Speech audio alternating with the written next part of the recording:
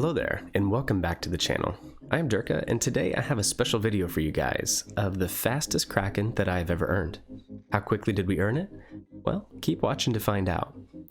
I don't know of an official world record, but am curious if this would be a contender. Let me know in the comment section down below how quickly you guys have earned a Kraken. While we are on the subject, I have been asked by people how to get Krakens or how to earn them more frequently. Truthfully guys, it's largely luck. It takes the perfect blend of map, spawns, ship choice, what red and blue team decide to shoot at, and so much more. Consider this. In this match, if there had been one more battleship spawned in front of me on this side, I wouldn't have been able to kill him quickly enough and would have had to hide from his incoming fire. Getting Krakens is very situational, and it is more difficult in Legends as there are only 9 opponents and you need to kill 55% of them. I would definitely not get caught up on earning them, just play the game, have fun, and the Krakens will eventually come organically. Now on to this match. If anyone doesn't know, the Marblehead is a premium Omaha and a Titan at tier 4. It should be up there with the Kamikaze on your list of ships to kill first. That has a really good rate of fire and comes with so many tools of destruction to mop the floor with red team. One of these tools is brutal American AP shells, which is why I'm using it today. When wargaming makes a challenge or weekly havoc for getting Citadel hits, I often come down to lower tiers and use fast-firing ships. It's tempting to use battleships when you're wanting to get Citadel hits, but often a light cruiser or even a destroyer, like the American Farragut, can earn you those Citadels very quickly. The trick is the high rate of fire and low damage numbers for Citadel hits, so you can punish your enemy's broadside with AP without dev striking them immediately, offering more hits. Just ask these red team cruisers. Also, tier 4 generally has more unskilled players, and it can be easy to come down here, club them, get your havoc missions done, and move on with your life.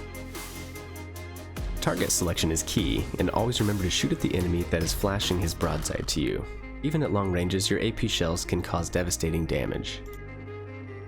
So at this point in the map, we've taken out 2 enemy cruisers who were clearly still learning what armor angling is all about. The plan is to finish off this Vian and start moving towards the middle of the map to hopefully mop up some more kills. This has been the Marblehead's wet dream over here, with no enemy battleships and only cruisers to deal with.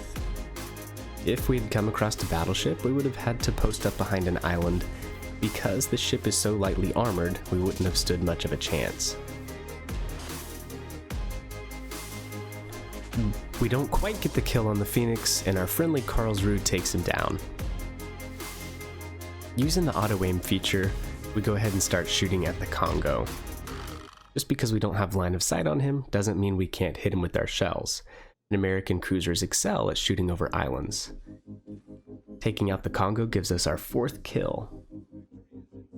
With the Congo down, there's only 3 enemy ships left, and I was beginning to wonder if we would be able to get the Kraken right as the T-22 comes around the corner.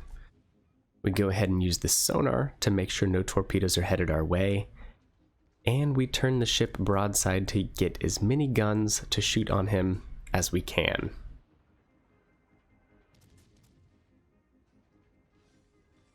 "3 minutes and 47 seconds, we get our 5th kill, leaving red team with just 2 battleships. And I sympathize with these 2 red team battleship players. We've all been there before. Basically, you sail to one side of the map and fire 4 or 5 salvos, and by the time you look back up, your whole team is gone, and it's just you. And there's really not much you can do about it. If your team falls apart in World of Warships, that's just what happens. It's a team-based game, so your chances of winning or, pulling off a clutch, it's not quite like Call of Duty. But, so, sorry to these guys. But I am going to go ahead and be greedy, sail over here, and see if we can't snag a couple more kills. Because why not? Since they are battleships and I'm in a light American cruiser, the only chance that I really have is to try to set fires on them.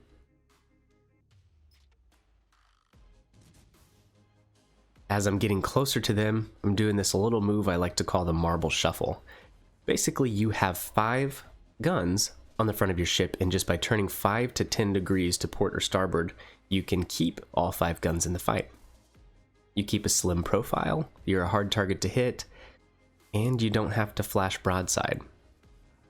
Since we're using prop mod, we're also keeping our speed at about 30 knots this entire time. Usually with some ships, by turning and using your rudder, you bleed speed and you actually slow down, but prop mod kind of helps negate this. So we're just shifting back and forth, using our front guns, trying to set a fire on this Wyoming. And just so we have it in here, we are using Norman Scott with Burn It Down XXL, Igniter, Armed and Ready, Fixated, and Refill Station for the legendary perk slot. And the goal being here basically to improve the fire chance, because most of the time with this ship, you're just sitting behind an island, spamming people trying to set them on fire. This game was just being really aggressive because I wanted those Citadel hits, and on that side over there, I knew that there weren't any battleships to have to worry about. But yeah, it's kind of wrapping it up for this game here. The Wyoming damage con, so we're really trying to get a couple more permanent fires so that we can finish him off quickly. And the other Wyoming, our team is focusing on him. Sometimes it's a good idea to switch targets back and forth to set fires, but that poor guy over there on the right has so many fires that there's really no need to do that right now. We get another fire on our Wyoming, and he is not long for this world.